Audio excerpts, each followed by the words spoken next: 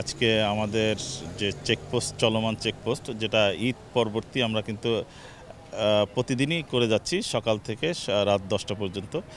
তো এখানে আমরা মূলত দেখছি যে আমাদের কমিশনার মহোদয় খুবই কনসার্ন যে 300 ফিট সড়কে ওভার স্পিডে গাড়ি চলে, আইন ভায়োলেশন করে, লেন ভায়োলেশন করে, স্পিড যেটা বিআরটি কর্তৃক এবং রোডস অ্যান্ড হাইওয়ে কর্তৃক যে সমস্ত রোড মার্কিং দেওয়া আছে, মার্কিং এবং রোড সাইনগুলোকে ভায়োলেশন করতেছে।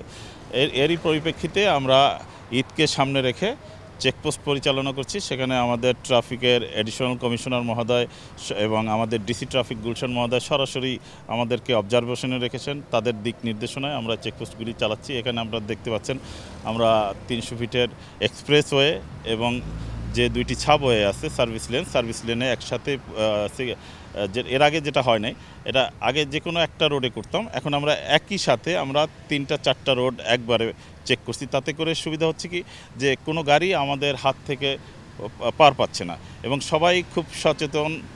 এই গত 2 দিনের প্রোগ্রামে সবাই খুব সচেতন হয়েছে, আগের চেয়ে স্পিড তারা কন্ট্রোলের মধ্যে চালাচ্ছে।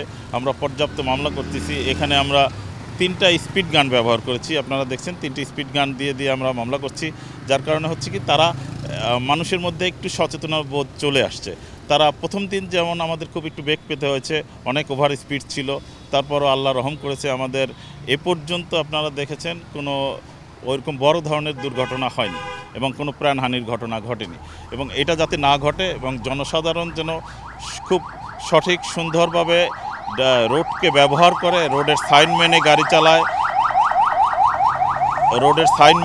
চালায় এবং ড্রাইভিং লাইসেন্স নিয়ে গাড়ি চালায় এবং মোটরসাইকেল যারা ব্যবহার করে, আপনাদের মাধ্যমে আমরা একটা মেসেজ দিতে চাই, যারা মোটরসাইকেল ব্যবহার করেন অবশ্যই সে নিজে হেলমেট পরবেন এবং তার আরোহীকে হেলমেট পরাবেন, যাতে সে নিরাপদে যেমন ঘর থেকে বেরোয় আসে একটা সুন্দর ফেস্টিভ্যাল উপভোগ করার জন্য, আবার নিরাপদে যেন সে বাসায়ও পৌঁছে যেতে পারে এবং নিজের প্রাণহানি, তার আপনজনের প্রাণহানি। এবং একটা অ্যাক্সিডেন্ট হলে আপনি জানেন যে শুধু সেই অ্যাক্সিডেন্ট করে না, ও এই গাড়ির সর্বোচ্চ এখানে 80 কিলোমিটার স্পিড দেওয়া আছে।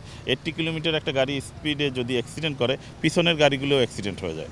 তো এরকম কিছু সে নিজে যে দুর্ঘটনায় পড়বে তা না, শুধু পাশাপাশি তার পিছনের গাড়িগুলো এবং তার সামনের গাড়িগুলো দুর্ঘটনায় ঘটার সম্ভাবনা, পথচারী হওয়ার সম্ভাবনা।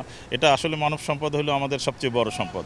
একটা মানুষ যদি পঙ্গু হয়ে যায়, তার ফ্যামিলিটা শেষ হয়ে যায়, সেই ফ্যামিলিটা রাষ্ট্রের একটা বোঝা হয়ে দাঁড়ায়। এইসব থেকে যেন না হয়, আমরা এসব থেকে একটা পরিবারকে নিরাপদ রাখার জন্য, রাষ্ট্রকে নিরাপদ রাখার রাষ্ট্রের দায়িত্ববোধ থেকে এবং আইন মানতে সহায়তা করার জন্য আমরা এই কাজগুলি করছি আমাদের সিনিয়র স্যারদের নির্দেশনায়। সেখানে আমাদের কমিশনার স্যার, আমাদের অ্যাডিশনাল কমিশনার স্যার ট্রাফিক, আমাদের গুলশান ডিভিশনের ট্রাফিকের ডিসি মহোদয় সরাসরি আমাদেরকে অবজারভেশনে রাখছেন, আমাদের দিক নির্দেশনা দিচ্ছেন। আমরা সেইভাবে কাজ করছি। পর্যাপ্ত মামলা হচ্ছে যারা ভায়োলেশন করছে এবং আমাদের সাথে আপনি দেখবেন আজকে বিআরটি এর দুইজন ম্যাজিস্ট্রেট আমাদের সাথেও কাজ করছে। ইতিমধ্যে আপনারা এটা দেখছেন, ম্যাজিস্ট্রেট সাহেবরাও যথেষ্ট মামলা করতেছেন, তারা আমাদেরকে সহযোগিতা করছেন বিআরটি এর বিভিন্ন কাগজপত্র ফল্টের ব্যাপারে, মামলার ব্যাপারে।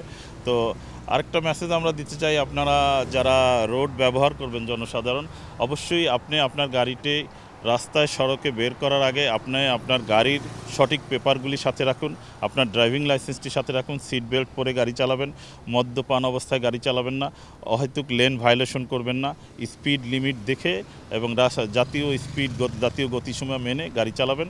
ইনশাল্লাহ আমরা সকলে মিলে নিরাপদ থাকব।